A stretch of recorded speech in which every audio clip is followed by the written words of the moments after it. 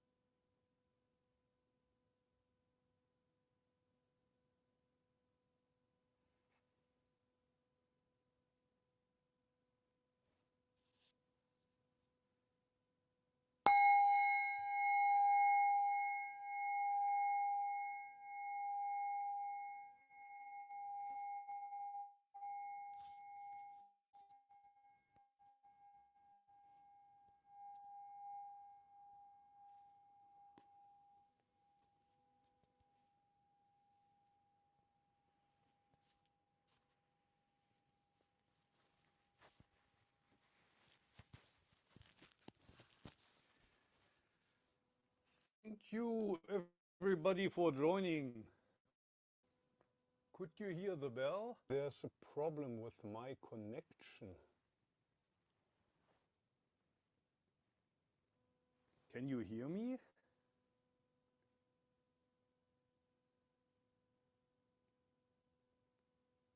I don't know if there's a problem with my connection because all of you seem to be freezed. I can hear you. You can hear me? Okay. Okay, so yes, we can hear you. See you moving, but okay, if you can hear me, everything is okay. Because here from my side, I still see you sitting in Zazen, so I was worried that maybe you couldn't hear the bell. That also happened once in the past, because Zoom is filtering all of the other sounds out of the voice. So each time I have to switch and remove the filter. And if I forget that, then sometimes it happens that I strike the bell and nobody can hear it. Anyway, I want to continue with the Hokyo Zammai, it's called in Japanese, the precious mirror Samadhi text. Let me share the text for a minute with you. And that's not what I wanted to show you.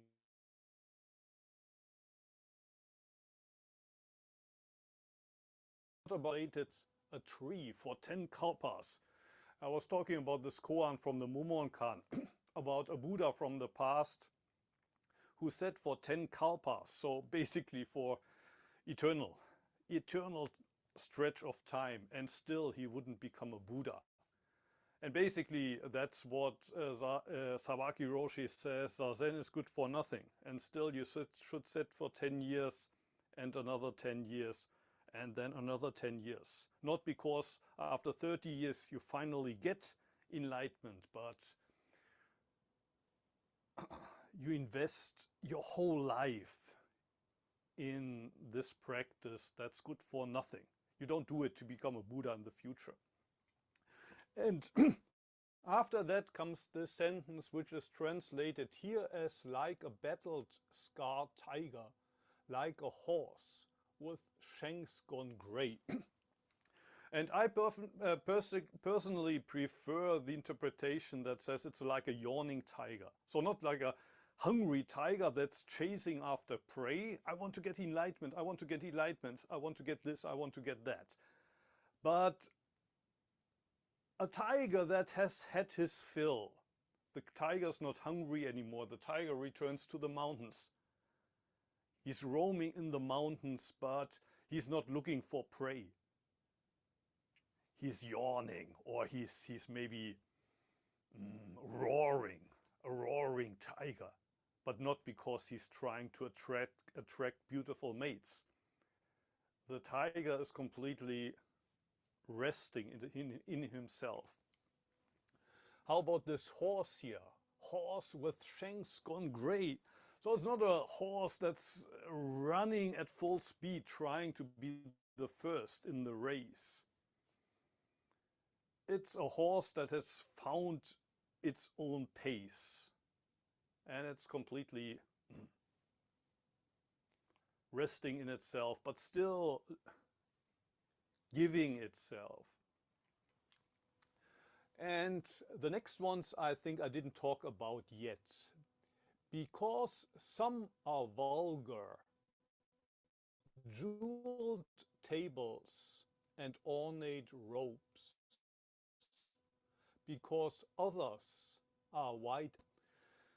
Some are vulgar. So some people are attracted by the beauty of temples and the Buddha statues and the smell of incense, or the beautiful robes that people wear. Sometimes you can also see me in robes. Sometimes I dress like this. Some people, they say, finally you wear robes again when they see me in robes, and others say, I'm so happy when I can see you in a t-shirt. Of course, both is an attachment.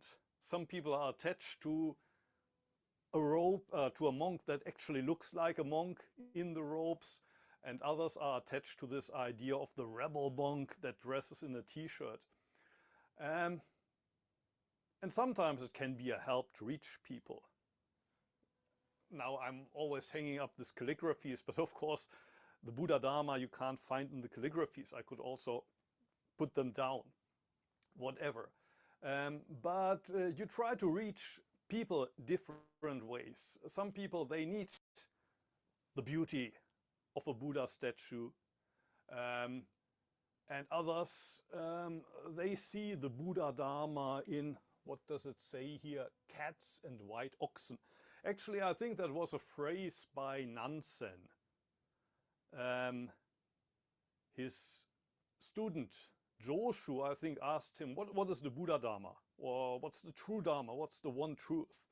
And Nansen, I think, said, even the Buddhas of past, present and future haven't grasped it yet. They couldn't tell you.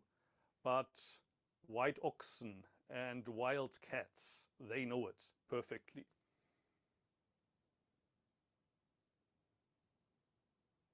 Basically, a three-year-old child knows it. But an 80-year-old accomplished Zen master still couldn't explain it in 2 hours, 3 hours, 4 hours Dharma talk. I think that's the point here. And some people need the beauty of the words and others prefer it simple. And now comes the third stage of this second cycle, merit. Finally grasping it. Finally you're riding the oxen. Or the dropping of body and mind that Dogen talks about. And it says about this, with his archer's skill, Yi hit the mark at 100 paces. Yi, that's the first character here, obviously. Probably a Chinese legendary archer, maybe like the master that appears in Herrigel's Zen and the Art of Archery. There's this scene where the master shoots an arrow and hits exactly the bull's eye. And then he shoots a second arrow and it's completely dark. It's in a completely dark room. He shoots a second arrow and hits the first arrow in the center. That's a very famous scene in this book, Zen and the Art of Archery. And these skills can be acquired by diligent practice. So this can be done if you practice. But the next sentence, but when arrows meet head on in mid-air, how could it be a matter of skill? 2 arrows meeting in mid-air, you can't do that with practice, with skill. And that's basically letting go, completely letting go of everything. You can try it, of course, but the more you try, the less it works. This is something that happens at the end of diligent practice, but at the moment when you give up, when you don't try anymore, when you stop trying. And then out of a sudden, sometimes it just happens. It just happens. These 2 arrows don't meet because the 2 archers tried very hard. When it happens, it just happens. The wooden man starts to sing. The stone woman gets up dancing. So Dogen Zenji speaks of a dropping of body and mind. You can't do it, but at one point it will happen. And that sounds like, well, the practice of sitting. You sit and let body and mind drop. But of course it's not only about sitting, it's in the activities of daily life. When you do the dishes, you do the dishes. Or you could even say, the dishes do the dishes. When you do Zazen, Zazen does Zazen. When you take a pee, The P takes the P, so to speak. It happens in whatever you do. And this activity in Chinese is called Wu Wei, non-doing. It's the activity of non-activity, the doing of non-doing. And usually in Zen it's expressed in words like a wooden man sings. The woman of stone gets up and dances. It sounds like a paradox. It is in a way a paradox. Wooden man stands for the man without ego. It's not like I do, but the person is completely egoless. The woman of stone is the egoless woman, but just because she's not by this kind of, I want to gain something. Like a man of stone would be a man that doesn't think about, I want to get enlightenment when sitting. But the man of stone is doing Zazen. He's doing the dishes. He's going to work. He spends time with his family. He's always active. Wu Wei expresses itself in activity.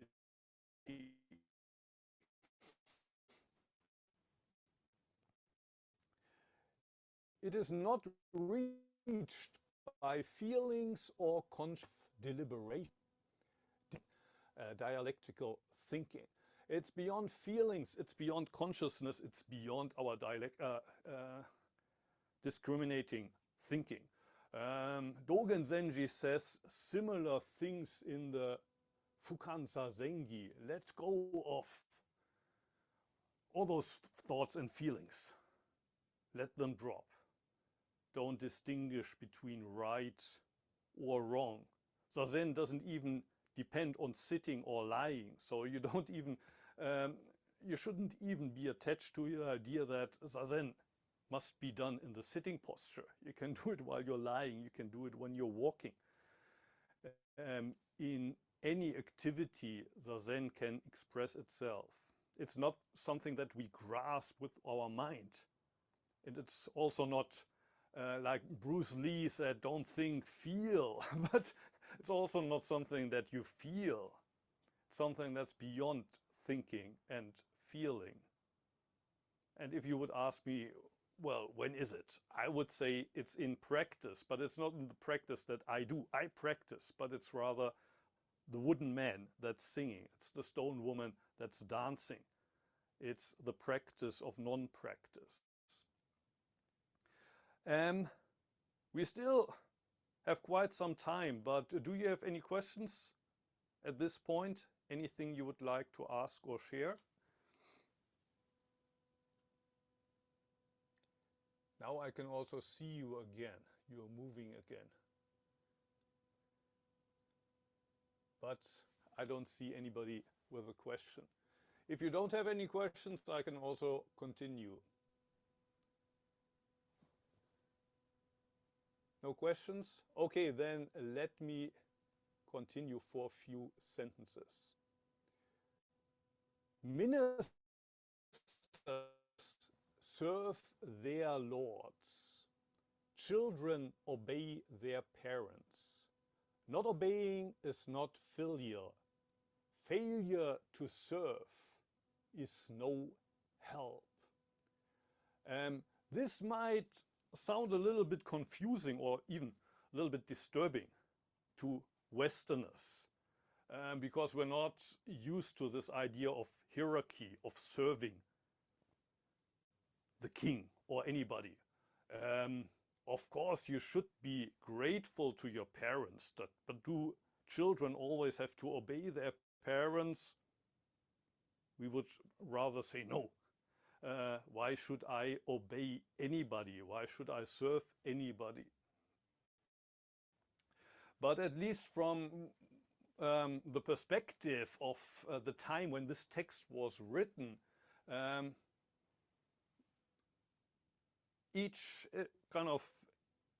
each position in society, you have to play a certain role. The minister serves the king.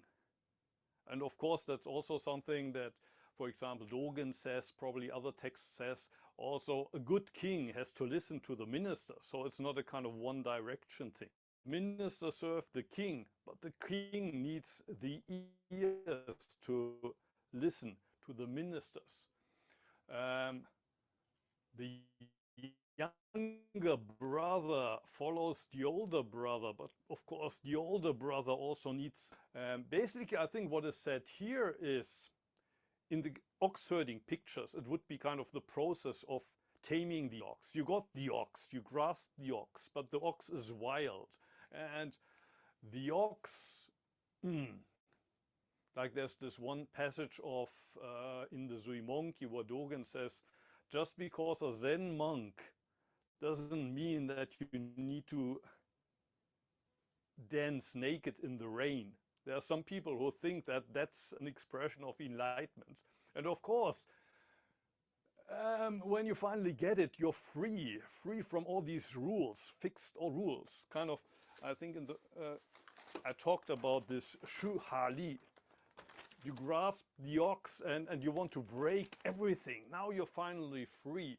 But li means, I used the metaphor of the cat that falls from the tree and it falls exactly on the legs. Basically, you go to a session, you get enlightened, and then you return home, and as a father, you're a father. As a spouse, you're a spouse. As a son, you're a son.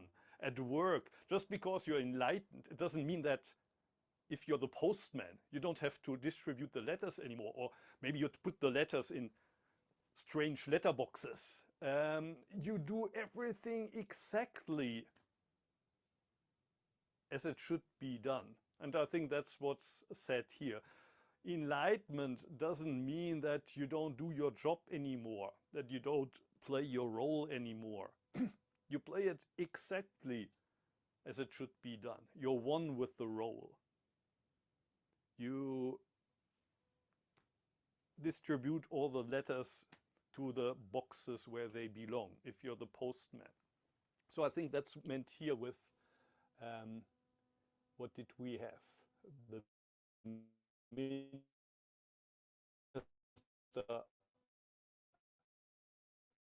obeys king. The children not obeying is not fit. It is hidden, functions secretly, like a fool, like an idiot. Just to continue in this way is called the host within the host. With practice hidden, functions secretly, like a famous passage that I've been talking about in the past a number of times. To follow the Buddha way means to follow the self. That could be stage one. It's about you. To follow yourself means to forget yourself. It's not about you. You have to sit for 30 years and you won't even get enlightenment, but you have to give everything. You give everything. To forget yourself means to be manifested by the 10,000 things. Finally, you discover, I'm everything. Everything is me. What you see, what you hear, you encounter yourself as you would encounter yourself in a mirror. There's nothing outside there that wouldn't be my true self. And to be authenticized by the 10,000 things means your body and mind finally drop off and those of the others drop off. And that also means the wooden man dances, the stone woman dances, you're active, you play, your traces of enlightenment disappear. You don't come back and say, I'm enlightened, I'm a master now. The traces of enlightenment disappear, but the disappeared traces continue forever and ever. There's no end to practice. Practice continues eternally. I think that's meant here with practice hidden. Functions secretly like a fool. You don't say, I'm a Zen master now. Look at me, like a fool, like an idiot. And finally, just to continue in this way, is called the host within the host. Finally, you found. I talked about this book by Ross Bollitter a couple of times. The passage about this last sentence is very interesting. Ross Bollitter's teacher was Robert Aiken, an American teacher that lived in Hawaii. And he asked him, can you explain that to me? What is meant by the host within the host? And Robert Aiken said, I will get back to you about that. And a couple of days later, he had died. And I think that's a wonderful answer. I will get back to you. And then the teacher dies. Your teacher is not there anymore. So where's the host within the host? Beautiful, beautiful teaching by Robert Aiken. Okay, so finally we got to the end of this text. I think there were a couple of requests for other texts which I could do, but maybe if you mailed me, you can mail me again or so. I think Joseph or Julian had some suggestions. But if anybody of you has other suggestions, next week I forgot. Next week I'm going to be in Korea. So Schwan, if it's okay with you, I would like to take a break next week and I would be back in 2 weeks. So is that okay? Yes, we can take a rest next week. And I see you freezed. There's no Monday Zen and Zazen, and in 2 weeks I will do this text again, and in 3 weeks I could start a new text if I have any ideas. Maybe you can help me with coming up with an idea. Otherwise we could do only Sawaki Roshi quotes for a while. That would be another option. I will try to remember the suggestions that you gave me 2 weeks ago. What was it? Oh, Joseph, can you help me? No, I think it was my dad who had some suggestions. Chat function. Yes, but you don't remember. I don't remember, and he's busy today, so he's not here at the moment, unfortunately. Okay, yeah, but I mean, we got 3 weeks time. So if you have any ideas, any wishes, anything that you would like me to read, you're welcome to give suggestions. And otherwise, either I will do to you every week or I will come up with something by myself. So do you have any questions at this point? Finally, any questions, anything you would like to share? You're welcome to do so.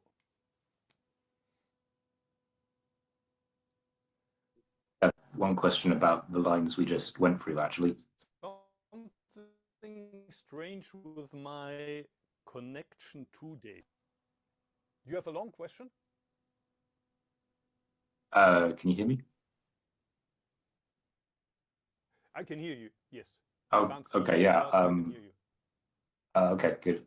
It was about the battle-scarred tiger, but you said yes. You preferred, what is it, the full tiger or the...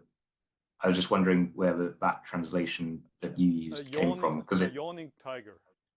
Yeah, a yawning tiger sounds quite different from a battle-scarred tiger. Yeah, let me share it. You don't speak any Chinese? Sadly not, no. Sad. Your father speaks Chinese, I think, but where are we here? Ah, here. So basically, well, this means like. This is the tiger. This is basically the genitive, so belonging to the tiger. And this character here, in modern Japanese, it's written with a different character.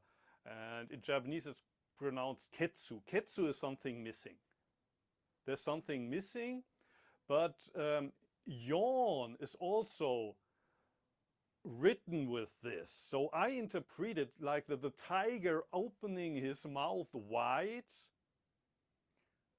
maybe to roar, but maybe just to breathe in and out deeply. But of course, as the character can also mean there's something missing. It could be a scar or so. Maybe he's missing a limb. Who knows? I don't know. But as the akubi, it's called in Japanese, yawning. So for me, that makes the biggest sense. Like, of course, I never saw a wild tiger, but if you see a tiger in the zoo, kind of walking leisurely around and staring at the people and opening his mouth wide and yawning, not to impress anybody, but just like that. But I'm not sure that that's the right translation, and to be honest, I didn't look at so many other options. We would have to check with Bolleter what he chose. So you can read this line in a kind of more negative sense. There's some practitioners that are like battle-scarred tigers, and they are like, I don't know, tired horses. But I would like to rather give it a positive turn, like this sitting for 10 kalpas. At first it looks like a failure. There's somebody who sat for 10 kalpas and he's still not a Buddha. But for me, that exactly is a Buddha. And also here, the yawning tiger, that makes him so impressive, that he doesn't try to impress you. He's not putting on a show. He's just opening his mouth wide. He could bite you, but he's not even interested in you. He's not even interested in you. He's just opening his mouth wide and showing his teeth. But I could be wrong. But that's my reading here. Yeah, I just thought it was interesting that it's two quite different images, so I just found it interesting. Yeah. But you have lots of these in the old sutras, in the old texts, that you can read it in the complete opposite if you want to. And in Zen texts, in the koans, it's often done on purpose, that people want to trick you to think it's this, but actually they mean the opposite.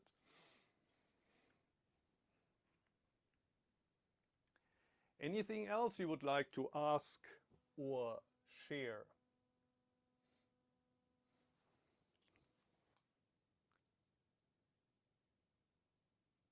Nothing?